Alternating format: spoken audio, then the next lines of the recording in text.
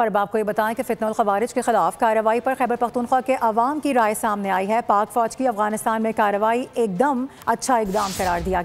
گیا ہے۔ شہریوں کی جانب سے کہا جا رہا ہے کہ اگر افغان طالبان فتنہ الخوارج کو ختم نہیں کرتے تو پھر ہماری فوج کی یہ مجبوری ہے کہ وہ ختم کرے گی۔ ساتھ ہی ساتھ یہ بھی کہا گیا ہے کہ ہم پاک فوج کے ساتھ کھڑے ہیں۔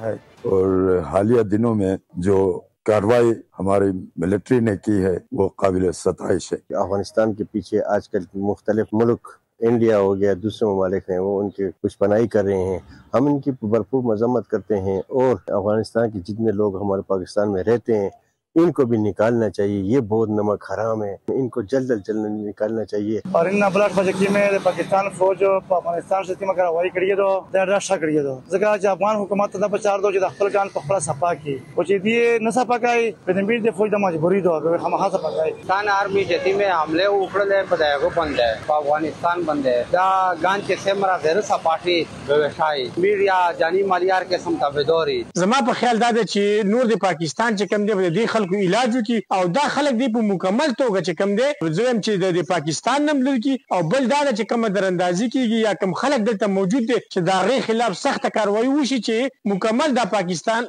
صفاشي ځکه چې خلک نورو دغه صبر برداشت او کوم سخت چې دی هغه ته نور سبسکرائب کریں اور بیل دبائیں تاکہ کوئی خبر رہ نہ جائے۔